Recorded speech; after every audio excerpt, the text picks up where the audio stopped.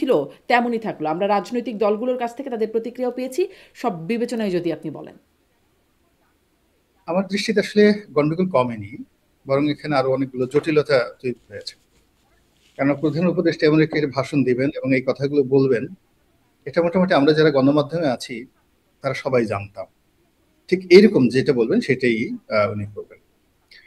দ্বিতীয়ত হলো যে ওনার কিচেন ক্যাবিনেট বলতে যাদেরকে বোঝানো হয়, জামাত এবং এনসিপি যারা লোকজন রয়েছেন, তারা আসলে এই মুহূর্তে তার প্রতি খুশি, রাজি, নাকি পলিটিক্স করছে রাস্তায়, মানে বিএনপিকে চাপে রাখার জন্য বা যে কোনো ভাবে ডক্টর মোহাম্মদ ইউনূসকে চাপে রাখার জন্য তারা এই কাজগুলো করছে, নাকি কিচেন ক্যাবিনেটের সিদ্ধান্ত অনুযায়ী তারা মাঠ গরম করছে। বিশ্বাস করেন বাংলাদেশের কোনো জ্ঞানী নাই, গুণী নাই এই কথাটা বুঝতে পারে, এরকম একটা অবস্থা। দুই নম্বর আসলে ডক্টর মোহাম্মদ ইউনূস, আমরা যদি স্বাভাবিক সমীকরণ ধরি তাহলে হি ইজ রাইট। এই মুহূর্তে তার সেভ এক্সিটের জন্য বিএনপির বিকল্প নেই।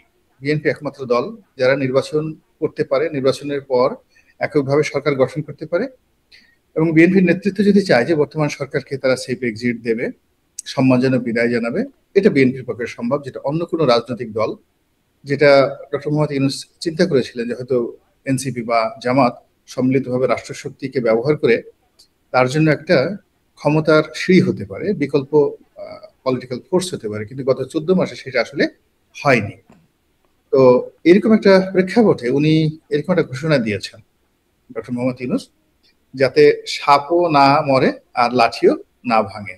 এটা আগামী আহ, ঠিক 7-8 দিন বা 10 দিন না যাওয়া পর্যন্ত আমরা বুঝতে পারছি না যে রাজনৈতিক ময়দানটি আসলে কোন পর্যায়ে যাবে। ইতিমধ্যে আপনি জানেন যে নিরাপত্তা উপদেষ্টা খলিলুর রহমান সাহেবকে ভারত আমন্ত্রণ জানানো হয়েছে অজিত দোভালের পক্ষ থেকে, এবং তিনি সেখানে যাচ্ছেন। হুম।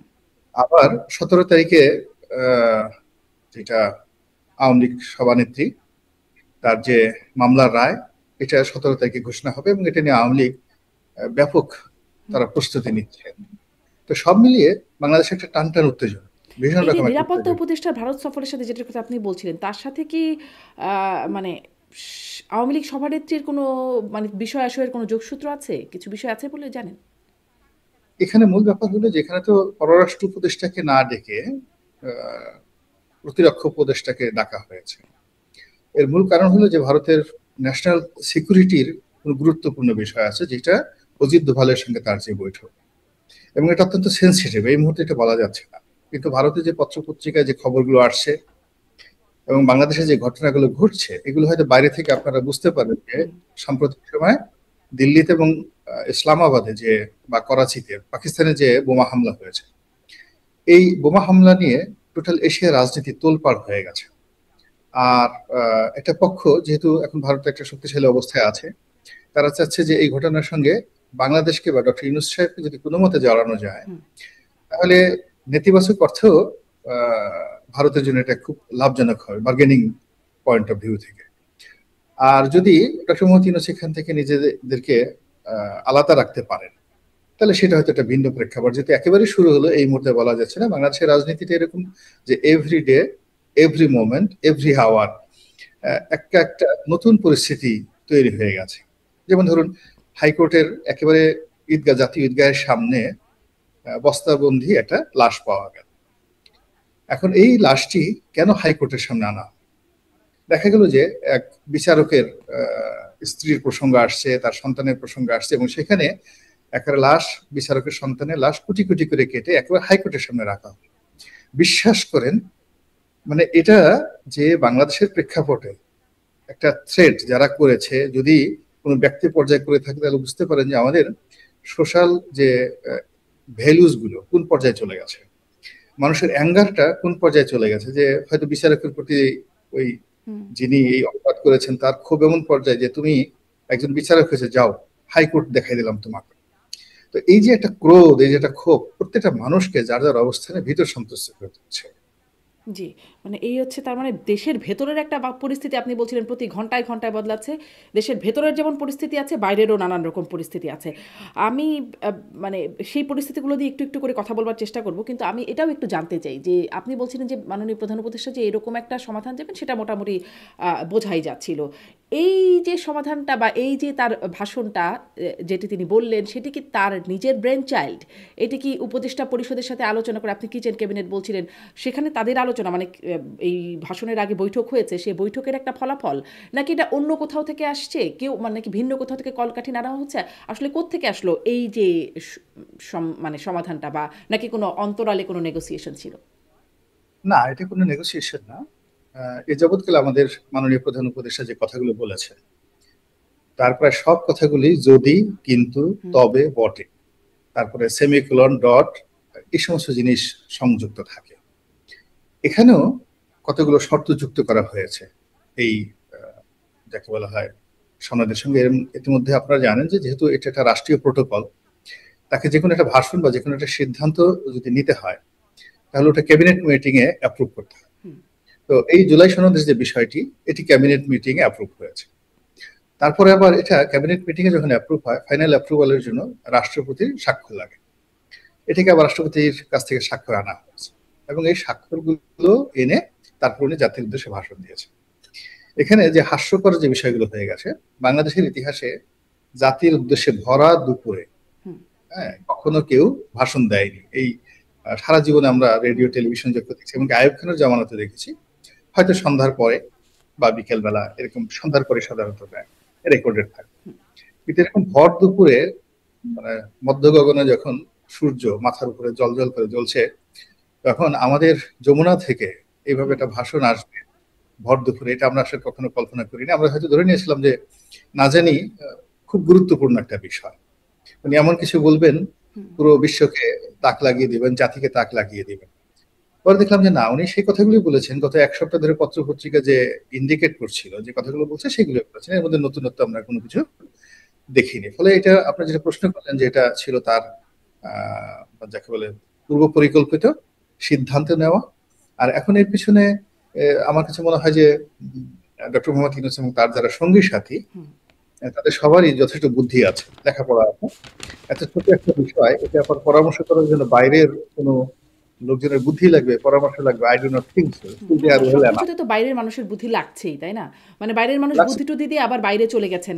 প্রফেসর আলী রিয়াজের কথা বলছি, যদিও তাকে আবার বিশেষ পদমর্যাদায়, প্রধান উপদেষ্টার বিশেষ সহকারী উপদেষ্টা মর্যাদায় তাকে আনা আলী রিয়াজ হচ্ছে। তো আসলে বাইরের লোক না, উনি আমাদেরই লোক, কিচেন ক্যাবিনেটের লোক। এখন আবার তাকে বিশেষ উপদেশে দেওয়া হলো। বাইরে বলতে আমি বুঝেছি র, পেন্টাগন, আচ্ছা। আরো বড় বড় কিছু, ডোনাল্ড ট্রাম্পের বুদ্ধি থাকতে পারে, হুম। হ্যাঁ, তারপরে আরো বড় বড় লোকের বুদ্ধি থাকতে পারে। তা আমার কাছে মনে হচ্ছে যে বিষয়টা নিয়ে আলোচনা করেছেন, হুম। এই বিষয়টায় সিদ্ধান্ত দেওয়া, আলোচনা করার মতো বুদ্ধি শুদ্ধি এই ক্যাবিনেটের প্রত্যেকটা লোকেরই আছে, ইনক্লুডিং মিস্টার আলী রিয়াজ, সবারই আছে। তো তারা সঠিক কাজটাই করেছে। জি, আপনি সঠিক কাজটাই বলছেন। আপনি বলছিলেন যে আ যে তাক লাগানোর মতো কিছু হয় নাই। কিন্তু মানে আসলে এটা কি মানুষ সাধারণ মানুষ এরকম কিছুই মনে করছে? সাধারণ মানুষ কি মনে করছে, এটা আমি একটু আপনার কাছ থেকে বুঝতে চাই। কারণ যখন জুলাই সনদ যেদিন মাননীয় প্রধান উপদেষ্টা ঘোষণা করছিলেন, তখনও সেদিন তিনি বলছিলেন অবাক কাণ্ড, অভূতপূর্ব ঘটনা, ঐতিহাসিক ঘটনা, এরকম ঘটনা, মানে বিশ্ব অবাক তাকিয়ে রয়েছে আমাদের দিকে, এবং সে মানে এই ভাষণের সময়ও তিনি বললেন যে বিরাট খবর এটি একটা, এবং গা শিউরে ওঠার মতো খবর এটি হচ্ছে জুলাই ঘোষণাপত্র, জুলাই সনদ ঘোষণার দিন তিনি বলছিলেন। মানে এত সব বিশেষণ আমরা দেখছি, আসলে এত অবাক, ঐতিহাসিক, গা শিউরে ওঠার মতো বিষয় মনে হচ্ছে সাধারণ মানুষের কাছে, তা মনে হয়? না, সাধারণ মানুষ তো আসলে অবাক বলতে বোঝায় আকাশ থেকে বজ্রপাত, একেবারে আপনার মাথার উপর বিরাট একটা বজ্রপাত হবে, জ্বলে পড়ে আপনি ছারখার হয়ে যাবেন। হঠাৎ করে দেখা গেল সেই কোনো হলিউড সিনেমার মতো, মার্কস যে একটা বিখ্যাত হুম। হলিউড সিনেমা আছে, তার মতো চোখ দুটো বের হয়ে একদম সামনে চলে আসবে। এতে মানুষ অবাক হয়। আপনার হাঁটু দুটো মুহূর্তের মধ্যে নাই হয়ে গেল, ম্যাজিক্যাল কোনো কিছু দেখতে চায়। কিন্তু এই যে আপনি আমি কথা বলছি বা ডক্টর মোহাম্মদ ইউনূস কথা বলছি, এতে ম্যাজিক্যাল কিছু নেই। এটা সাধারণ একটা অর্ডিনারি। লোকজন বলছে সি, আমরা সারা দুপুরে রোদের সময় বসে আছি, এটা একটা কথা হলো? আর ওদিকে দেখলাম যে সরকারের অনেক কর্তা ব্যক্তি, যাদের সত্য না মিথ্যা জানি না, তাদের বক্তব্য হলো যে এখন এই যে আওয়ামী লীগের যে লকডাউনে লোকজন ঘরে বসে আছে, এটা হুম। সত্য নয়। মূলত লোকজন ঘরে বসে আছে, লকডাউন পালন করছে ডক্টর মোহাম্মদ ইউনূসের ভাষণ শোনার জন্য। তো ধরে নিলাম যে তার ভাষণ শোনার জন্য ঘরে বসে আছেন, কিন্তু এটার মধ্যে কোনো সারপ্রাইজ ছিল না। হুম। এখন সারপ্রাইজটা কি হতে পারতো এই মুহূর্তে? আপনি বাংলাদেশের যারা লোকজন আছে, উনি যদি বলতেন যে আমরা ফেইলার, আমরা পরাজিত হচ্ছি, আপনি আমাদেরকে মাফ করে দেন, ক্ষমা করে দেন আপনারা জনগণ, আমরা এই 14 মাসে কিছুই করতে পারলাম না, অযথা আপনাদের অনেক টাকা পয়সা খরচ করলাম, তারপর আশ্চর্য হতো যে আমি চলে যাচ্ছি, আপনারা বিকল্প লোক দেখেন, আমার আর ভালো লাগছে না, আমি শান্তির মানুষ, এই অশান্তির এই যা কিছু হচ্ছে রাস্তাঘাটে, জ্বালাও পোড়া হচ্ছে, আপনারা নিজেরা নিজেরা সিদ্ধান্ত নেন, আমি চলে যাব। তো এই জিনিসগুলো মানুষ মানে মনে করছিল এটা বললে আশ্চর্য হবে, কিন্তু উনি ক্ষমতায় আছে, নির্বাচন করবেন, সবকিছু করবেন, এবং আগের সাথে দৃঢ়তা, তার মুষ্টিবদ্ধ হাত ছিল, মুখে হাসি ছিল, এবং তিনি ন্যূনতম যে রাজপথে যা কিছু হচ্ছে, দেশে যা কিছু হচ্ছে, কোনো বিষয় নিয়ে তিনি চিন্তিত নন। তিনি তার আপন কর্মে তিনি দৃঢ় বিশ্বাসী যে তিনি সঠিক কাজটি করছেন, ভালো কাজটি করছেন, এবং 10 হাতে রাজনীতি, অর্থনীতি, প্রত্যেকটা জিনিস তিনি খেলতে পারছেন, পুরো পরিস্থিতি তার নিয়ন্ত্রণে আছে, এটাই তার অভিব্যক্তিতে মনে হয়েছে। এবং তিনি বিশ্বাস করেন যে বাংলাদেশে সব মানুষ তাকে ভালোবাসে। এবং কিছু যারা লোকজন আছে এরা খুবই দুষ্ট প্রকৃতির, আওয়ামী লীগের ফাজিল টাইপের কিছু লোকজন আছে, এরা রাস্তায় নেমে শুধু ফাজলামো করছে। এর জন্য এদেরকে দমন করার জন্য আমার যে কর্মী আছে 32 নম্বর রোডের সামনে যারা থাকে, বা আওয়ামী লীগ অফিসের সামনে গিয়ে যারা আওয়ামী লীগ অফিসে আগুন ঠাগুন দিচ্ছে বা ভাঙচুর করছে, এরাই যথেষ্ট। এখানে আসলে এই দুষ্ট লোকদের, ফাজিল লোকদেরকে দমন করার জন্য রাষ্ট্রীয় কোনো বাহিনীর দরকার নেই। এই বিশ্বাসটা আমার কাছে, তার কাছে মনে হচ্ছে খুবই প্রবল তার মধ্যে এই বিশ্বাসটা।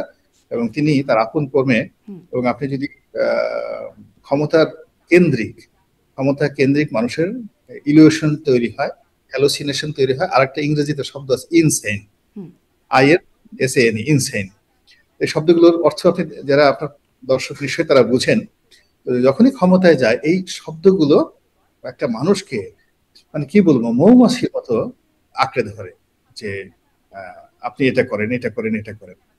তো এখানে বেগম জিয়া বলেন, ওখানে যারা যারা ছিলেন, খুব অল্প লোকই এই 3টি বিষয় থেকে, আমাদের এই বাংলাদেশের স্বাধীনতার পরে যারাই ক্ষমতায় গেছেন, এই 3টি রোগ, ইনসেইন, হ্যালোসিনেশন এবং ইলিউশন, এই 3টি রোগের কবলমুক্ত হতে পেরেছেন খুব অল্প মানুষ, এবং খুব অল্প সময়ের জন্য।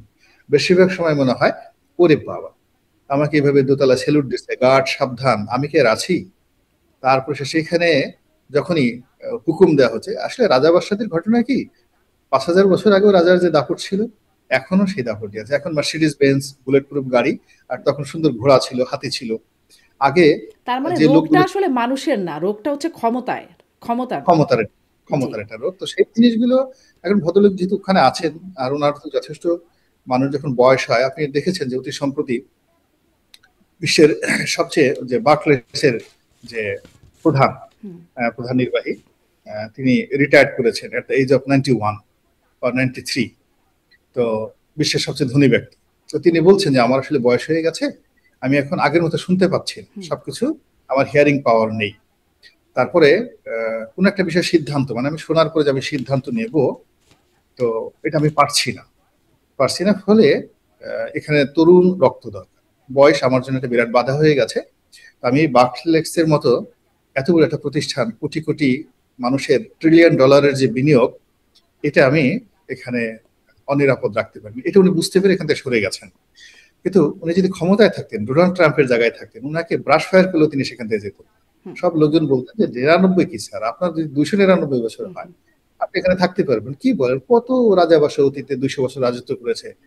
আল্লাহ আপনার জন্য একটা বিশেষ ডিও লেটার পাঠিয়ে দেবেন, যেন আজহারের আপনাকে 200 বছর পরে আসে। এই ধরনের কথাবার্তা সেখানে ক্ষমতার কেন্দ্রে বলা হয়।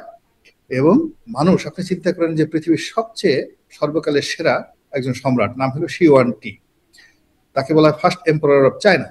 তো তাকে বোঝানো হয়েছে যে আপনি মরে যাওয়ার পরে যদি 5000 আর্মি এই মাটি দিয়ে তৈরি করে সেই আর্মিগুলো আপনার কবরের চারিদিকে রাখেন, টেরাকাটা আর্মি, তাহলে কোনো মানে মৃত্যুর পরে যে দানব আসে শাস্তি দেওয়ার জন্য, কেউ আপনার কাছে আসতে পারবে। অ্যাকর্ডিংলি সে কিন্তু সেই 5000 আর্মি তৈরি করেছে। আর্মি তৈরি করে সেই তার কবরের চারিপাশে সেই আর্মি মোতায়েন করে তারপর শেষে বলছে আমি মরে গেলে ওই আর্মির মধ্যে আমাকে রেখো। এই হলো ক্ষমতার ইলিউশন, যাকে বলে one of the most successful emperor. জি। যে মানে গ্রেট একদম ওয়ান। আপনার পুরো বক্তব্য থেকে স্পষ্ট হচ্ছে যে বাকি আমাদের শাসকদের মতো ডক্টর মোহাম্মদ ইউনূসও ইলিউশন, ইনস্যানিটি, হ্যালুসিনেশন এগুলোতে এখন ভুগছেন। কিন্তু তিনি যে আমি হ্যাঁ বলি নিশা ভদ্র মানুষ, হ্যাঁ সে যে বলছে না, আমি এটা বলছি না, আমি বলছি যে তার চারিদিকে এই জিনিসগুলো আছে। হুম হুম আর এখন আপনি শারমিন যদি ওখানে থাকতেন, তারুণ্যের কারণে আপনার রোগ প্রতিরোধ ক্ষমতা যত থাকতো, আপনার একই মানুষ যদি আপনার বুড়ো হয়ে যান, 91 বছর হয়ে যায়, আপনি রোগ প্রতিরোধ ক্ষমতা থাকবে না। আমি শুধু মেডিকেল সায়েন্সের কথাগুলো তার মানে বলেছি, রোগ নাথিং প্রতিরোধ মোর। ক্ষমতা কম থাকার কারণে এই রোগগুলো বেশি ঘায়েল করতে পারে। আক্রমণ আক্রমণ করতে পারে, আক্রমণ করতে জি। পারে, করেছে কিনা আমি আক্রমণ নয়। এখন এখন ধরেন যেই ঘোষণা আসলো, মানে আমরা আগেই তো জানতাম যে জামাতে ইসলামী বলেছিল যমুনা ঘেরাও কর্মসূচি তারা ঢাকার চিত্র বদলে দেবে, ভিন্ন হবে, এরকম বলেছিল। 11 তারিখ একটা হুঁশিয়ারি ছিল। তারপর আরও কঠোর আন্দোলনের হুঁশিয়ারি আছে, ঘি তাদের লাগবে, আঙ্গুল বাঁকানোর হুঁশিয়ারি, hanky panky no hanky panky, এরকম মানে বক্তব্য ছিল। তাওয়া গরম করা হচ্ছে এরকম, মানে সেই তাওয়া গরম কি এখন হয়েছে, বা ঘি কি তাদের আদায় হয়েছে, তারা কি এখন মেনে নেবে, নাকি সামনে ওই যে আরো কঠোর আন্দোলন বা আঙ্গুল বাঁকা করার কর্মসূচি তাদের থাকবে, কি মনে হয়? তারা আঙ্গুল ঠাঙ্গুল সবই বাঁকা করবে 17 তারিখের পরে। এখন পুরো নেশন, হুম। যেটা হলো যে শেখ হাসিনার যে রায় হবে, সেই রায় নিয়ে আওয়ামী লীগ ব্যস্ত, তারপরে নিষিদ্ধ ঘোষিত আওয়ামী লীগ, ছাত্রলীগ তারা ব্যস্ত, গুপ্ত দল ব্যস্ত, পর্দার আড়ালে নানা রকম কর্মকাণ্ড হচ্ছে, সেগুলো নিয়ে সারা দেশ তটস্থ। তাহলে এই মুহূর্তে আসলে আঙ্গুল বাঁকা করার মতো সময়ও তাদের নেই, আর সম্ভাবনা, আর ঘি তো নাই এই মুহূর্তে। তারপরে যখন 17 তারিখের এই পরিস্থিতি সামাল দেওয়া গেলে 18 তারিখ থেকে তারা এই যে চিরাচরিত যে রাজনীতির যে খেলাগুলো, সেই খেলাগুলো তারা খেলবেন। এখন সবার একটা কমন শত্রু হয়ে গেছে আওয়ামী লীগ। এই 17-18 তারিখ পর্যন্ত আওয়ামী লীগ আসলে এই যে লকডাউন যে কর্মসূচি, সেই কর্মসূচির পর আওয়ামী লীগ তো ভীষণ রকম আনন্দিত যে মাই গড এরকম একটা হবে, তারা আশাই করতে পারেনি। তো ফলে তাদের আত্মবিশ্বাস বেড়ে গেছে, প্রচন্ড আত্মবিশ্বাস বেড়ে গেছে। ফলে তারা যে আগামী 3-4 দিন কি করবে, এটা নিয়ে মূলত Jamaat, NCP, BNP, doctor Mohammad Yunus, তার যারা কর্তা ব্যক্তি, তারা সেটা নিয়ে ব্যস্ত থাকবে। এই সময় তো আসলে ঘিয়ে ঠিয়ের দিকে যাবে না, আঙ্গুল বাঁকার দিকে যাবে না, আমার যেটা মনে হচ্ছে। হুম। তো তাহলে একটু এই কর্মসূচির দিকে আসি, যে 13ই নভেম্বর আপনি বলছিলেন যে আওয়ামী লীগ তো মহা খুশি, কিন্তু ধরেন গত বছরের 10ই নভেম্বর তাদের একটা কর্মসূচি ছিল জিরো পয়েন্টে, গুলিস্তানের জিরো পয়েন্টে। তারপরে ধরেন ফেব্রুয়ারি মাসে, এই বছরের ফেব্রুয়ারি মাসে তাদের হরতাল ছিল, অবরোধ কর্মসূচি ছিল, যেখানে আসলে কোনো রকম ছাপ বা প্রভাব জনজীবনে পড়ে নাই। কিন্তু এই যে 13 তারিখের লকডাউন, ঢাকা বেশ ফাঁকাই ছিল, যানবাহন চলে নাই, মানুষজন ঘর থেকে বের হয় নাই, অনেক পরিস্থিতি আসলে এমন হলো কেন? গত বছর যা সম্ভব হলো না, এখন এসে কি হয়ে গেল সেটা সম্ভব হয়ে গেল? গত বছর আমরা জানতাম পুলিশ আরও তখন তাদের মনোবল একদম খারাপ, একদম কাজ করছে না পুলিশ, সেখান থেকে একটু একটু নাকি মনোবল এখন বেড়েছে পুলিশের। তাহলে এখন এসে এই অবস্থা হলো কেন? এখন মূল কারণ হলো এখানে 4-5টি কারণ। 1 নম্বর কারণ হলো যে এই আন্দোলনের যারা বিপ্লবী বলে পরিচয় দিচ্ছেন, জুলাই আগস্ট বিপ্লবী, তাদের গত বছর যে সততা ছিল, ন্যায়পরায়ণতা ছিল, এবং তাদের মধ্যে যে পিউরিটি ছিল, বিশুদ্ধতা ছিল, সেটা এই সময়টাতে নেই। 2 নম্বর হলো তাদের অনেকের রেপুটেশন, কলঙ্ক অনেককে তাড়া করেছে, অনেকের সাহস নষ্ট হয়ে গেছে। এবং আপনি দেখেছেন যে বেশ কিছু ভিডিওতে দৌড়াদৌড়ির বিভিন্ন মানে ভিডিও চিত্র ভাইরাল হয়ে গেছে অনেক লোকের, সত্য মিথ্যা আমরা জানি না, কিন্তু এই ঘটনাটা ঘটেছে। এরপর হলো যে গত 14 মাসে সরকারের যে ব্যর্থতা, এই ব্যর্থতাগুলো লোকজন মানে খুব বেশি কগনিজেন্সে এনেছে। আর সরকার যে সফলতার কথা বলছে, এগুলো সব মানে টেকনিক্যাল শব্দ, যেমন ব্যাংকগুলো ভালো হয়েছে, অর্থনৈতিক ভালো হয়েছে, সরকার বলছে। কিন্তু জনজীবনে তারা গিয়ে দেখছে যে 1 কেজি গরুর মাংস তারা কিনতে পারছে, বাজার খালি, পণ্য সামগ্রী পড়ে আছে, ফ্রিজ হয়ে আছে, মানুষ কিনতে পারছে। চাকরি, প্রায় 50 লাখ লোক চাকরি হারিয়েছে। হুম। শিল্প কলকারখানা, একমাত্র বিজিএম এর তথ্য অনুযায়ী সেখানে কয়েক লাখ লোক বেকার হয়েছে। তো এই জিনিসগুলো তো টেকনাফ থেকে তেঁতুলিয়া পর্যন্ত মানুষের হৃদয়ে একটা অস্থিরতা তৈরি করেছে। এখন সেই অস্থিরতার সঙ্গে সরকারের যে ভালো কর্মকাণ্ড, এই ভালো কর্মকাণ্ড এগুলো মানুষ গ্রহণ করছে, নাম্বার ওয়ান। নাম্বার টু হলো যে মানুষের স্বাভাবিক চরিত্র, মানুষ অতীতকে ভুলে যায়, মানুষ বর্তমানকে নিয়ে থাকতে চায়, আর ভবিষ্যৎকে নিয়ে স্বপ্ন দেখতে চায়। এটা হলো মানুষের অবস্থা। অতীতে আপনাকে অনেকে অনেক ভালো কাজ করেছে, এটা জন্য মানুষ মনে রাখে না। তারপর আপনার সাথে খুব খারাপ আচরণ করেছে, সেটাও মানুষ মনে রাখতে চায়। মানুষ সবসময় বর্তমানকে নিয়ে ব্যস্ত হয়। এখন বর্তমানে যা কিছু হচ্ছে এই মুহূর্তে, এভরিডে, সেটা মানে আওয়ামী লীগকে স্মরণ করা, তাকে ঘৃণা প্রদর্শন করা, তারপর সে আগের মতো দল বেঁধে 32 নম্বর ভাঙা, গোপালগঞ্জে চলে গিয়ে সেই বাড়ি মাটির সঙ্গে গুড়িয়ে দেওয়া, এই জিনিসগুলো জনগণের সম্পৃক্ততা পাওয়া যাচ্ছে। এটাও যে চরিত্রের কারণে হতে পারে। দ্বিতীয় কারণ হলো যে সরকার ভালো করতে পারেনি, এই জন্য তারা মনে করছে যেই লাউ সেই কুদু, আগে তো হলো আমরা কি পেলাম, ইত্যাদি বিভিন্ন কথাবার্তা। তারপরে আরো হতে পারে সেটা হলো যে মানুষ তো সেটা হলো যে অতীতে রোমন্থন করে। হুম। আপনি একটা জিনিস বললেন, আমাদের ডক্টর মোহাম্মদ ইউনূস তো সমস্ত মানুষের স্বপ্নের রাজপুরুষ আমরা থেকে কামনা করেছি। একটা নারী যেভাবে এখন এই পৃথিবীর সবচেয়ে সুন্দরতম পুরুষকে কল্পনা করে, একটা পুরুষ যেভাবে সুন্দরতম নারীকে কল্পনা করে, রাজনীতির অঙ্গনে আমরা আসলে ডক্টর মোহাম্মদ ইউনূসকে ওভাবে কল্পনা করেছি যে এই রাজনীতির অঙ্গনে যারা বিএনপি আওয়ামী লীগ আছে এরা ভালো না, লেখাপড়া জানে না, এদের কোনো নোবেল পুরস্কার নেই, তারপর শেষে এরা ইংরেজিতে কথাই বলতে পারে না, বরিশালের আঞ্চলিক ভাষা ইংরেজি বলে, এটা দিয়ে আমাদের দেশ চলবে না, আমাদের ডক্টর মোহাম্মদ ইউনূস লাগবে।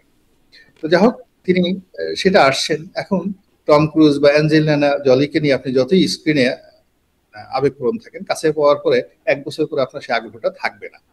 তো সেই কারণে আসলে আমরা এরকম একটা আকাশের মহাতারকা পেয়ে গেছি, পেয়ে যাওয়ার পরে যেহেতু আমরা যে ন্যাশন হিসেবে অতটা কৃতজ্ঞ না, এতটা কৃতজ্ঞ না, আমরা প্রতিটা মুহূর্তে অস্থির হয়ে থাকি। আমাদের এখানে মশা আছে, মাছি আছে, আপনি প্রকৃতি আমাদেরকে 1 মিনিট বসতে দেন, আপনি বসে আছেন, গালের পর একটা মাছি এসে বসলো, একটা মশা এসে বসলো, বসে আছে, দেখবেন কোথা থেকে একটা জোক চলে আসছে। প্রকৃতি ইটসেলফ আপনাকে খুব ব্যস্ত রাখে।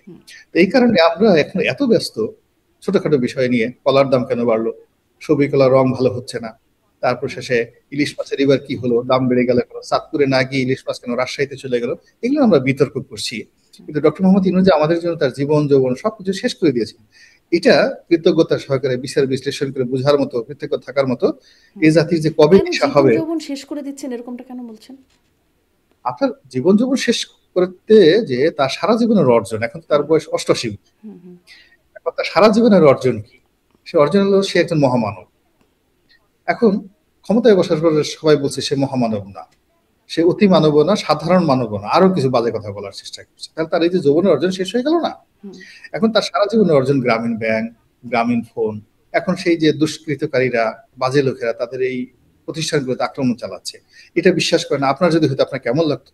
আপনার গ্রামের একটা ছোট বাড়িতে যদি আপনার একটা আমড়া গাছের একটা ঢিল মারে, আপনি আমেরিকাতে বসে আপনি শান্তিতে ঘুমাতে পারবেন না যে এটা যাত্রী হলো। সেই ক্ষেত্রে ডক্টর মোহাম্মদ ইউনূসের যে স্বপ্ন, প্রেম, ভালোবাসা, সেটা তো গ্রামীণ ফোন দিয়ে এবং গ্রামীণ ব্যাংক দিয়ে। সেখানে যদি কেউ আঙ্গুল তুলে তাকায়, চোখ বাঁকা করে, একটা ঢিল ছুঁড়ে, আপনি বুঝেন এই ভদ্রলোকের সারা জীবন অর্জনটা নষ্ট হয়ে গেল না?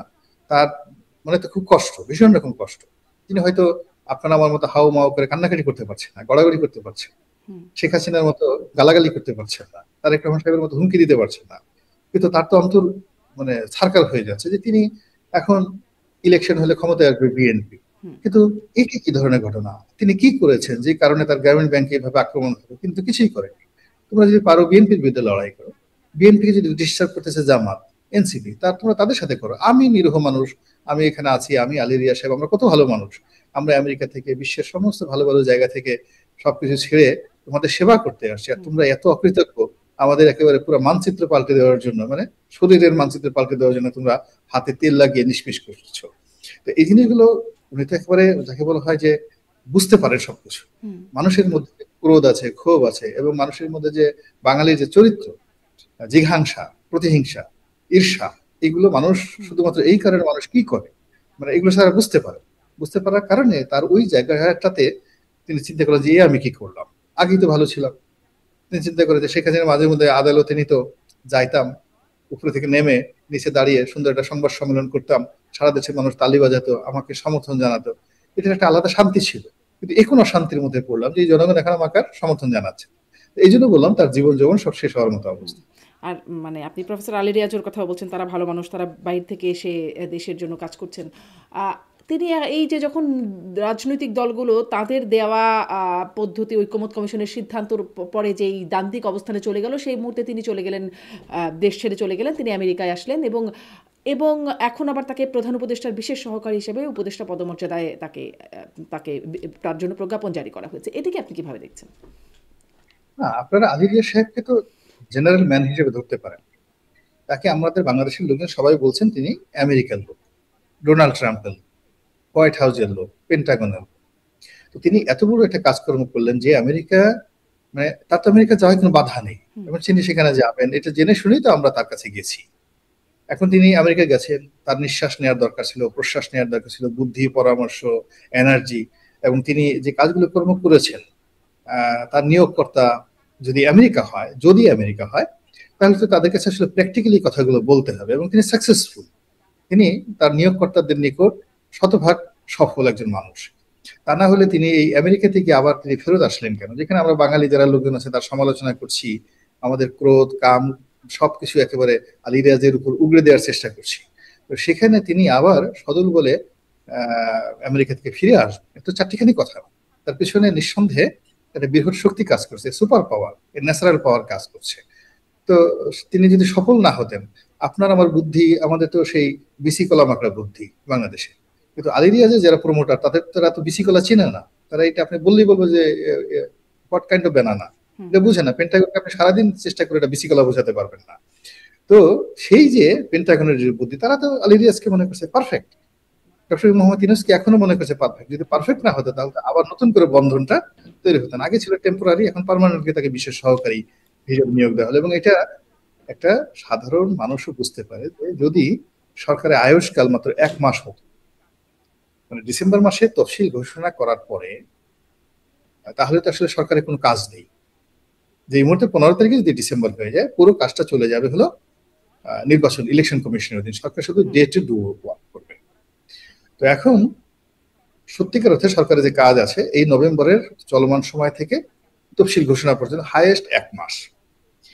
এরপরে শিডিউল ঘোষণা করবে, নির্বাচন হলে বিএনপি ক্ষমতা আসবে। বিএনপি তো আলী রিয়াজকে তুয়াজ তদবির করবে না, তো তুয়াজ তদবির করবে না, বরং উল্টে ফেলে তার বিরুদ্ধে বিএনপি যদি রাগ হয়ে যায়, দেয়ার আর ম্যানি ম্যানি রিজন। তো সেখানে সেই আলী রিয়াজ এই শেষ সময়টাতে 1 মাসের জন্য আমেরিকা থেকে আবার এখানে আসবেন, I do not think so. আমার সিক্স সেন্স এটা বলছে না। তিনি আরো বৃহত্তর অর্থে জাতিকে সেবা করতে চান, জাতিকে নতুন দিক নির্দেশনা দিতে চান, জাতিকে আরো মানে যাকে বলা হয় প্রগতির দিকে, উন্নয়নের দিকে তিনি ধাবিত করতে চান ডক্টর মোহাম্মদ ইউনূসকে সঙ্গে নিয়ে। এটাই মনে হচ্ছে। আদারওয়াইজ অনলি ফর 1 মাস, 1 মাসের জন্য তিনি আবার বিশেষ সহকারী হবেন, এটার জন্য প্রজ্ঞাপন জারি, এটা নিয়ে বিভিন্ন সমালোচনা হচ্ছে, কথাবার্তা হচ্ছে নেতিবাচক, তিনি আসতেন না। আর আমাদের দেশের মানুষ তো আসলে এরকম অনেক লোক আছে বাংলাদেশে, হয়তো রাজা বাদশাহ আমির ওমরা, কিন্তু আমেরিকা থেকে ট্যাক্সি চালাচ্ছে। তারা মনে করছে একটা সিভিল সোসাইটি ভালো, একটা ল অ্যান্ড অর্ডার আছে, ইকোনমি ভালো আছে, সেখানে থাকলে ভালো। প্লাস বাংলাদেশে যারা কোনো কারণে বিতর্কিত হয়ে পড়েন, তারা আমেরিকা কি মনে করেন সেফেস্ট প্লেস, পৃথিবীর সবচেয়ে নিরাপদ একটি জায়গা। তো তিনি সেখানে নিরাপদে যেতে পেরেছেন, আবার সেখান থেকে তিনি আবার ফেরতে আসছে। ইট মিনস আমেরিকার চাইতে এখন বাংলাদেশ তার কাছে অধিকতর গুরুত্বপূর্ণ, অধিকতর নিরাপদ এবং প্রেম এবং ভালোবাসার মানে অভয়ারণ্য মনে হচ্ছে। এখানে তিনি সবকিছু করতে পারবেন তার ইচ্ছে তাহলে মতো। আপনি বলছেন যে তার পেন্টাগন বা আমেরিকার নিয়োগকৃত, তিনি যেহেতু আমেরিকার নাগরিক, আমাকে মানে দায়ী করবেন না, আমি না, আপনার মতো বিদেশে থাকি, বাংলাদেশে থাকি। হ্যাঁ, আমি যেটা বলছি যে সাধারণ মানুষ আলী রিয়াজ সাহেবকে মনে করেন তার পিছনে এরকম একটা বড় শক্তি আছে, মানে এটা একটা বিশ্বাস, একটা অনুভূতি, এটার কোনো লিগ্যাল ভিত্তি নেই। কিন্তু আমি যখন বলবো যে হ্যাঁ তিনি কাজের লোক, তখন বলবে তোমার হাতে প্রমাণ কি আছে।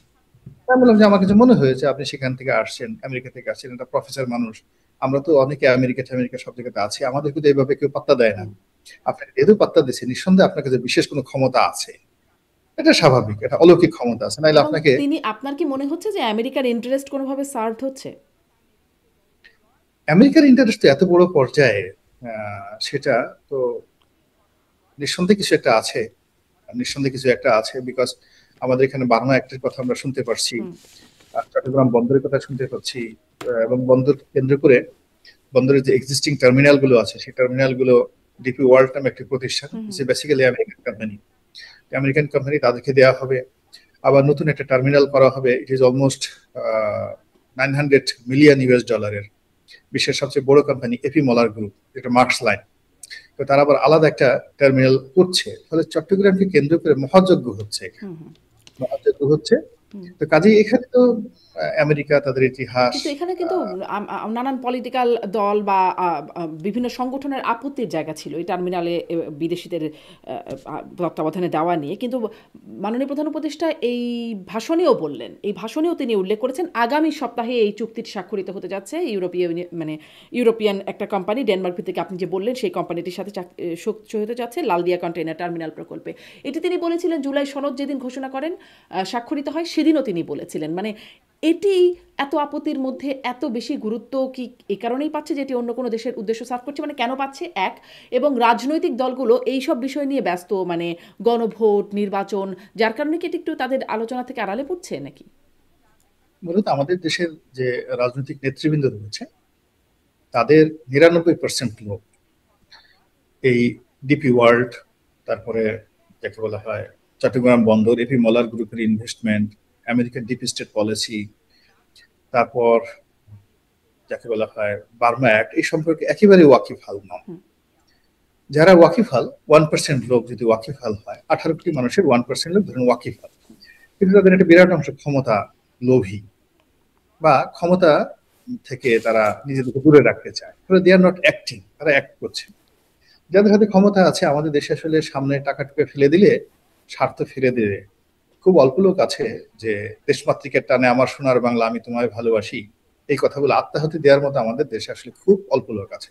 আমরা যদি খুব আবেগপ্রবণ হয়ে যাই, তখন জাতীয় সঙ্গীত গিয়ে আমরা খুব গান গাই, একটু পরে যদি জিজ্ঞেস করে ভাই আপনি তখন জাতীয় সঙ্গীত গিয়েছেন আর কেঁদেছেন, আপনি কেন কাঁদলেন, আমি জানি না, আমি কেন কেঁদেছি আমি সেটা জানি না। তো এই আমাদের আবেগে আমরা অনেক কাজকর্ম করি, কিন্তু আমরা চিন্তা ভাবনা করে দেশপ্রেমে উদ্বুদ্ধ হয়ে যে আমরা এই কাজটা করবোই, যেভাবে ক্ষুদিরাম করেছিলেন, মাস্টারদা সূর্য সেন করেছিলেন, ওইরকম লোক আমাদের দেশে খুবই অল্প। ফলে এই অর্থনীতি নিয়ে, উদীয়মান অর্থনীতি নিয়ে, আমাদের স্ট্রাকচারাল ডিজাইন নিয়ে আমেরিকার যদি কোনো প্ল্যান থাকে, পরিকল্পনা থাকে, সেটা নিয়ে তারা কি কি কাজকর্ম করছেন ওটা ইভ্যালুয়েট করে জনমত সৃষ্টি করে জনগণ অ্যাক্ট করবে বা রিয়াক্ট করবে, ওই অবস্থা আমরা এখনো পৌঁছিনি। এবং এখানে দেখেন যে আমাদের অলমোস্ট সবাই আমরা নামকা অবস্থায় কিছু প্রতিবাদ করছি, আর বেশিরভাগ লোক আমরা এই রাজনীতির যে দৈনন্দিন কর্মকাণ্ড এগুলো নিয়ে উত্তেজনা দেখাচ্ছি, ইলেকশন কবে হবে, কে ক্ষমতার ইত্যাদি নিয়ে। কিন্তু যারা এই কাজগুলো বাস্তবায়ন করতে এসেছেন বা করবেন, যদি কিছু থেকে থাকে, সেটা ডিপ স্টেট পলিসি বলেন, আমেরিকার বাণিজ্য নীতি বলেন, আমেরিকার পলিটিক্যাল এজেন্ডা বলেন, বার্মা অ্যাক্ট বলেন, তো তারা তাদের কাজ কিন্তু সমান তালে চালিয়ে যাচ্ছে। এর কারণ হলো আমরা সবাই রিয়াক্ট করছি, তারা কিন্তু অ্যাক্টই করছে। ওই বিষয়গুলো নিয়ে আপনি দেখবেন তারা তাদের মতো কাজ করে যাচ্ছে, সিদ্ধান্ত নিচ্ছে, কাজ করছে, এবং একটার পর একটা সিদ্ধান্ত তারা নিয়ে যাচ্ছে। আর অন্যদিকে আমরা শুধুমাত্র শব্দ করছি, বিরক্তি জানাচ্ছি, বড় বড় কথা বলছি, কিন্তু আলটিমেটলি আমরা আসলে কিছুই করতে পারছি না। এবং রাজনৈতিক দলগুলো এটা নিয়ে কোনো রকম কথাবার্তা বলছে না এখন। তারা ওই নির্বাচন, গণভোট বা ক্ষমতায় কে যাবে এই বিষয়গুলো নিয়ে ব্যস্ত বলেই কি তারা আসলে এদিকে যাচ্ছে না, নাকি তারা আসলে মানে তাদের জন্য এটি গুরুত্বপূর্ণ বিষয় বলে মনে হচ্ছে না? তাদের জন্য এটা গুরুত্বপূর্ণ বিষয় না, এবং এটা গুরুত্ব কেন তাদের জন্য দিবে এটাও কোনো কারণ নেই। চিটাগং বন্দর ডিপি ওয়ার্ল্ড হ্যান্ডেল করলো না বাংলাদেশের শ্রমিক কর্মচারী ওয়েলফেয়ার তারা করলো, এটা নিয়ে আবার চট্টগ্রাম বন্দর কর্তৃপক্ষ করলো, নেভি করলো, এতে নিয়ে তাদের কিছু আসে যায় না। বরং এই রাজনীতিবিদদের মধ্যে যারা ঘুষ খায়, দুর্নীতি করে, তারা বরং বিদেশি যারা লোকজন আছে তাদের সাথে যদি কোনো লেনদেন হয়, এবং বিদেশি যারা লোকজন আছে তারা মানে বাংলাদেশের যে সমস্ত লোকজন জিলাপি খাওয়ায়, আমিরটি খাওয়ায়, তারা আরো ভালো ভালো জিনিস দেয়, তো তারা নিরাপদে সুন্দর মতো জায়গায় তারা পৌঁছে দেবে, কাকপক্ষীয় টের পাবে না যারা ঘুষ খেতে চায়। কাজেই এরকম বাংলাদেশে তো এরশাদের জমানাতে তখন 2200 কোটি টাকা, 2200 কোটি টাকা ব্যয় করে, যে তখন এশিয়ার মধ্যে one of the biggest investment ছিল কাকপো, কর্ণফুলী ইউরিয়া ফার্টিলাইজার ইন্ডাস্ট্রি করা হলো। তো এরশাদ সাহেব সেটা করেছিলেন। মারুবানি কর্পোরেশন একটা বিরাট ইনভেস্টমেন্ট ছিল ওই সময়টাতে, ওআইসি কর্পোরেশন একটা বিরাট ইনভেস্টমেন্ট ছিল। এখন যদি আপনি 2 লক্ষ কোটি টাকা ধরেন, 2 লক্ষ কোটি টাকার ইনভেস্টমেন্ট ইকুইভ্যালেন্ট তখন 2000 কোটি টাকার ইনভেস্টমেন্ট সেই ওই জমানাতে 80-র দশক। তো সেটা হয়েছে, এবং সেটার ফলে আমাদের রাষ্ট্রীয় খাত থেকে যা ইনভেস্টমেন্ট হয়েছে তার মোর দ্যান 200 টাইমস শুধু আমরা গ্যাস, 200 টাইমস শুধু গ্যাস পুড়িয়ে সারখার করে দিয়েছি। ইনভেস্টমেন্ট হয়েছে ধরেন 2000 কোটি টাকা, তো সেখানে আপনি 100 টাইমস শুধুমাত্র আমাদের যে রেটে তাদেরকে গ্যাস দেওয়া হয়, যদি আজকের দিনে গ্যাসের মূল্য ধরেন তাহলে দেখবেন অ্যাটলিস্ট 2 লক্ষ কোটি টাকা এই রাষ্ট্রের সাবসিডি গেছে এই কর্ণফুলী ফার্টিলাইজার কোম্পানিতে। তো আমরা তো এটা নিয়ে এখন পর্যন্ত আমরা চিন্তাই করছি না। আচ্ছা, এটা একটা অতীত ঘটনা, কিন্তু এটি যেটি হতে যাচ্ছে সেটা কি আপনি কি মনে করছেন? এই যে ডেনমার্ক ভিত্তিক কোম্পানি, তাদের সঙ্গে 30 বছরের কনসেশন চুক্তি হচ্ছে লালদিয়ার কন্টেইনার টার্মিনাল প্রকল্প নিয়ে, এটি আসলে কেমন হচ্ছে ছোট্ট করে যদি বোঝার মতো করে বলেন। না, এটা যদি প্রথমত হলো যে এপি মলার পৃথিবীর সবচেয়ে বড় শিপিং কোম্পানি, এবং গ্লোবাল ট্রেডের অলমোস্ট 60% তারা এখন ওন করে। আমেরিকাতে শিপিং কোম্পানি সবচেয়ে বড় shipping company American presidents line, তারপরে সিঙ্গাপুর নেপসন ওরিয়েন্ট লাইন। তো সিঙ্গাপুরের যে কোম্পানি এনওএল, এরা আমেরিকান প্রেসিডেন্টস লাইন কিনে নিয়েছে। তো এই দুটো মানে এনওএল এবং এপিএল, এই দুটো কোম্পানি ছাড়া পৃথিবীর অন্য কোনো কোম্পানি এদের মানে প্রতিদ্বন্দ্বী নেই। এক সিটিয়ে তারা ব্যবসা করেছে, তারা ব্রিটিশ কোম্পানিকে কিনে নিয়েছে, পিএনও নেডলারকে কিনে নিয়েছে। তারা যত পৃথিবীর মানে যত বড় বড় তাদের প্রতিদ্বন্দ্বী আছে, মানে এদের মতো অ্যারোগ্যান্ট ব্যবসায়ী শিপিং সেক্টর পৃথিবীতে নেই। এক দুই নম্বর হলো যে এখানে তাদের যে ক্ষমতাটা, নরওয়ে নরওয়ে, ফিনল্যান্ড, হুম, ডেনমার্ক, তারপর শেষে আহ, যে সুইডেন, এই দেশগুলোকে বলা হয় স্ক্যান্ডিনেভিয়ান কান্ট্রি, এবং এদের ইকোনমি অলমোস্ট সেম ইকোনমি। ফলে ওই নরওয়ের যে টেলিনর কোম্পানি, তো সেই টেলিনর কোম্পানির সাথে স্ক্যান্ডিনেভিয়ান সব সরকারের একটা ভালো সম্পর্ক আছে। আবার এপি মলার যে বাংলাদেশে ইনভেস্টমেন্ট করবে, এর সঙ্গে নোবেল কমিটি, ওই স্ক্যান্ডিনেভিয়ান কান্ট্রির সমস্ত সরকারের সর্বোচ্চ পর্যায়ে, আপনি চিন্তা করেন $900 million, it's not a matter of joke, মানে এর সঙ্গে পুরো ইউরোপীয় ইউনিয়ন জড়িত। শুধুমাত্র মানে এই এটা যদি ডেনমার্কের হতো তা না, ডেনমার্কের এই ঘটনার সাথে পুরো স্ক্যান্ডিনেভিয়ান কান্ট্রির অর্থনীতি রাজনীতি জড়িত, তার সঙ্গে সঙ্গে আবার ইউরোপীয় ইউনিয়নের রাজনীতি জড়িত, তার সঙ্গে সঙ্গে আবার আমেরিকার রাজনীতি জড়িত। ফলে এই জিনিসগুলো যারা করেছে তারা তো করে ফেলেছে। হুম, একটা ফর্মালি যত কাজ আছে এখন তো ওই ঘটনা অতীত, মানে ওই যে কাপকোর মতো একটা পাস্ট ঘটনা, কাজ তো ঘটানো হয়ে গেছে, ডিপি ওয়ার্ল্ডের সাথে ঘটনা তো হয়ে গেছে। এখন এটা কেবলমাত্র বাধা দিতে পারতো বিএনপি এবং জামাত, যেভাবে মমতা ব্যানার্জি টাটার ইনভেস্টমেন্টকে বাধা দিয়েছিল সেই সিঙ্গুরে, পশ্চিমবঙ্গে। আবার আমরা বাংলাদেশে টাটার কিন্তু যে আসলে বাধা দিল না, বিএনপি জামাত দিতে পারতো কিন্তু দিল না। তাতে আসলে যদি এটা একটু বুঝতে চাই, সাধারণ মানুষ একদম মানে সোজা বাংলায়, এতে কি আমাদের জন্য ভালো হচ্ছে নাকি এটা আমাদের জন্য কোনো খারাপ কনসিকুয়েন্স বয়ে আনবে? যদি আমরা তাদের সাথে ভালো নেগোসিয়েশন করতে পারি, হুম, এটা নিঃসন্দেহে আমাদের জন্য ভালো, যদি সরকার থেকে সুশাসন থাকে, জাস্ট লাইক সিঙ্গাপুর, হুম, জাস্ট লাইক দুবাই। তো সেখানে তো 100% বিদেশি ইনভেস্টমেন্ট হুম, করতে পারলে ভালো। জি, আর যদি আমরা সেটা করতে না পারি, তাহলে এটা আমাদের জন্য শ্রীলঙ্কার মতো গলার কাটা হবে। অর্থাৎ শ্রীলঙ্কাতে যেভাবে চীন হুম, ইনভেস্টমেন্ট করেছে, তারপরে আফ্রিকার অনেক দেশগুলোতে ইনভেস্টমেন্ট করেছে, পরবর্তীতে সেই লোন দিতে তারা ব্যর্থ হয়েছে বা ব্যবসা দিতে পারেনি, রাষ্ট্রকে সেই দায়িত্ব নিতে হয়েছে। জি, আমাদের দেশের যে তারা যে ইনভেস্টমেন্টটা করছে $900 মিলিয়ন, এটার গ্যারান্টার হবে রাষ্ট্র। একেবারে লিখে রাখেন, এটা কোনো প্রাইভেট হবে না, এটা গ্যারান্টার রাষ্ট্র। যে কোনো কারণে যদি কোনো পলিটিক্যাল কারণে কোনো কারণে তাদের ইনভেস্টমেন্ট হয়, রাষ্ট্র যদি তাকে প্রোটেকশন দিতে না পারে, লাইবিলিটিস রাষ্ট্রকে বহন করতে হবে। এবং এটা মানে আপনাকে বুঝতে হবে যে রাষ্ট্র এখানে গ্যারান্টার হচ্ছে। এই যে আচ্ছা। আমরা এত চেষ্টা মানে করে আদানিকে তাদের জন্য দিতে পারছি, বা তাদের ইনভেস্টমেন্ট তারা সেটাতে ক্ষতিগ্রস্ত হবে না।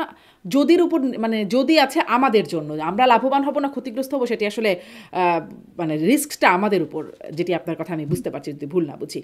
একটু মানে আরেকটু শেষ করি যে এই ঘোষণাপত্রের আগে পরে যেই বিষয়গুলো হচ্ছে রাজনৈতিক দলগুলো যেমন এই আলোচনাটা চলছে যে বিএনপি আসলে যে এই যে তাওয়া গরম চলছে বা এত আঙ্গুল বাঁকা করার হুমকি ধামকি ইত্যাদি, বা এনসিপিও মাঠে নানান রকম হুমকি ধামকি নিয়ে আছে, আসলে এগুলো হচ্ছে বিএনপিকে আসন সমঝোতায় চাপ দেওয়ার জন্য এইরকম একটা আলোচনা গণমাধ্যমে আছে। আমি দেখছিলাম মুজিবুর রহমান মঞ্জু, তিনি বলছেন, এবি পার্টির সভাপতি, তিনি বলছেন 300 আসনের মধ্যে 150 আসনে আপনারা মানে বিএনপি আওয়ামী লীগ আসন সমঝোতার ভিত্তিতে নির্বাচন করুক, আর 100টা আসন বাকি বিএনপি 100টা, জামাত 50টা, আর বাকি 150টা আসন সবার জন্য উন্মুক্ত। আপনার কাছে এই প্রস্তাব কেমন মনে হয়? না এটা আসলে একটা মস্করা করেছেন উনি, একটা স্যাটায়ার করেছেন, এবং ঠিকই আছে। আমাদের দেশে যত বড় বড় লোকজন আছে, নর্মাল চরিত্র হলে ক্ষমতায় থাকলে বড় বড় কথা বলে, আর ক্ষমতা চলে গেলে ইঁদুরের গর্ত খুঁজে যে কোথায় মানে পালানো যায়, এটা বাস্তবতা। দুই নম্বর হলো যে আমরা যা কিছুই করি না কেন, আমাদের সবকিছুর পিছনে একটা অর্থ যোগ থাকে। টাকা হলে আমরা এক ধরনের কথা বলি, টাকা না পেলে আমরা এক ধরনের কথা বলি। এরপর ক্ষমতা পেলে এক ধরনের কথা বলি, ক্ষমতা না পেলে এক ধরনের কথা বলি। আবার আপনি টাকা পেয়েছেন, ক্ষমতা পেয়েছেন, কিন্তু আপনার প্রতিদ্বন্দ্বী যারা আছে তারা সুখে আছে, এটা আপনাকে ভূতে কিলাতে থাকে, হুম, মেজাজ গরম হয়ে যায়, আমি ভালো আছি কিন্তু ও কেন এত ভালো আছে। তো এই যে রাজনীতির যে অঙ্গন, সেই অঙ্গনে নীতি এবং আদর্শ বলতে যা কিছু বোঝায়, আইডিওলজি বলতে যা কিছু বোঝায়, দেশের কল্যাণ, দেশমাতৃকের কল্যাণের জন্য সবাই কাজকর্ম করছে, এটা আসলে হয় না, রাজনীতিতে এই জিনিসগুলো নাই। ফলে এখানে ওই যে আসন সমঝোতা, হুম, 150 আসন না হোক, 100 আসন হোক, এটার জন্য যে পর্দার আড়ালে নেগোসিয়েশন হচ্ছে না, আমি এটা বলতে পারছি না, এটা হয়তো হচ্ছে এবং আরো খারাপ ভাবে হচ্ছে। তবে এখানে একটা ব্যাপার হলো যে আমি দামির নির্বাচন যদি গ্রহণযোগ্য হতো এবং সাস্টেন করতো, তাহলে 2024 সনের এটা ছিল সবচেয়ে শান্তিপূর্ণ, নিরুত্তাপ, নিরুদ্রব, এবং কোনো প্রতিদ্বন্দ্বী ছিল না। এখন আওয়ামী লীগের যতটুকু ক্ষমতা আছে, এইটুকু ক্ষমতা, প্রতিরোধ ক্ষমতা 2024 সনে বিএনপি বা জামাতের ছিল না।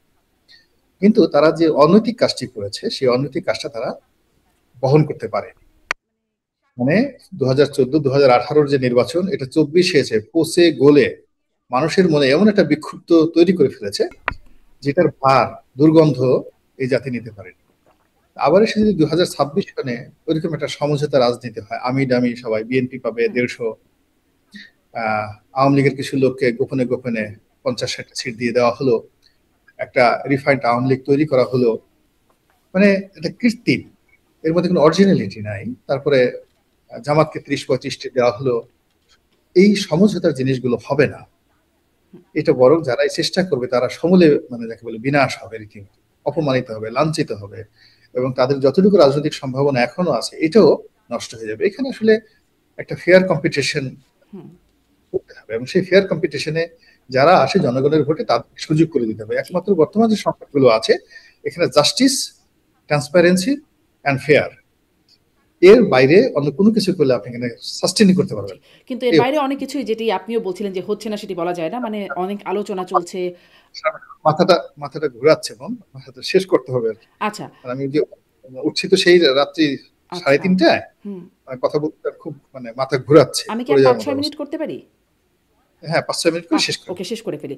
যে মানে প্রধান উপদেষ্টা বলছেন যে ফেব্রুয়ারিতে সুষ্ঠু নির্বাচনের বিষয়ে রাজনৈতিক দলগুলোকে অবশ্যই ঐক্যবদ্ধ থাকতে হবে, তাছাড়া মহাবিপদ সংকেত দেখতে পাচ্ছেন। আপনি কি বিপদ সংকেত দেখেন? কয় নাম্বার বিপদ সংকেত মনে হয়? এটা তো এখনই বিপদ সংকেত দেখতে পারি না, কিন্তু আমরা সবাই বিপদের মধ্যে আছি। এটা 10 নম্বর মহাবিপদ সংকেত, এরপর আর বিপদ হয় না। মানে রাজনীতিতে এখন বাংলাদেশ যে অবস্থা হাতে আছে এর সে বিপদ না। এর কারণ হলো যে পর্দার আড়ালে প্রত্যেকটা লোক তাদের হাত পাকাচ্ছে প্রতিপক্ষকে আক্রমণ করার জন্য। যে পরিমাণ ক্রোধ, যে পরিমাণ জিঘাংসা, প্রতিহিংসা, রাজনৈতিক দলগুলো তাদের প্রতিপক্ষকে শায়েস্তা করার জন্য শুধু অপেক্ষা করছে।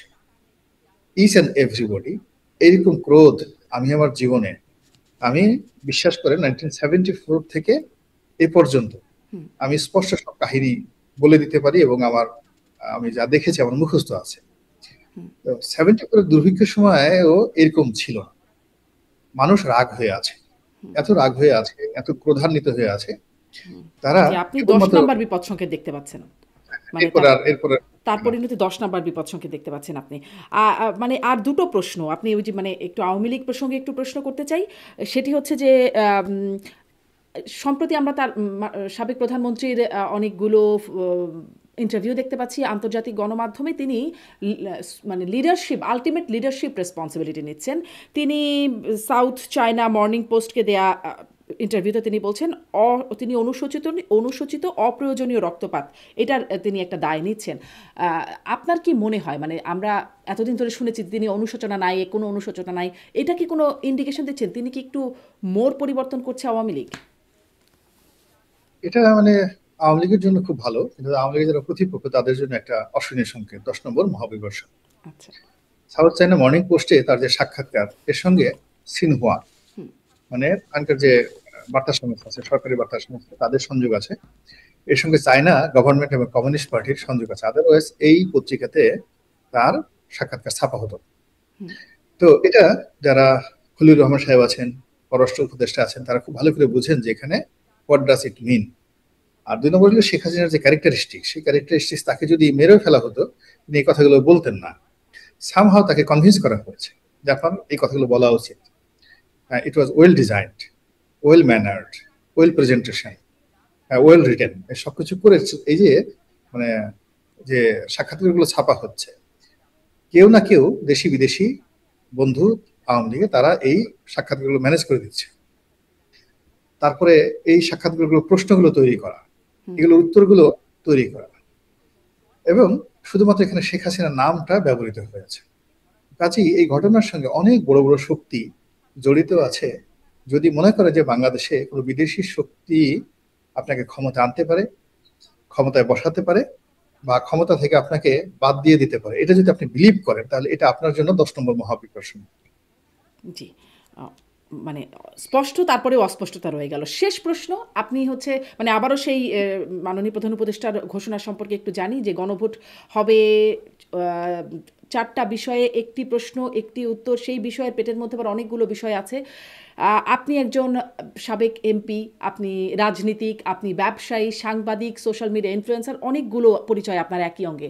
সেখান থেকে আপনি এই পুরো বিষয়টাতে হ্যাঁ আর না এর মধ্যে আপনি আসলে কোনটা চুজ করতেন বা করবেন, বা কোনটা করা উচিত বলে আপনার মনে হয়? আমি আসলে হানা ভোট দিতেই যাব, এটা ঝামেলা, এটা ফাঁকিবাজি।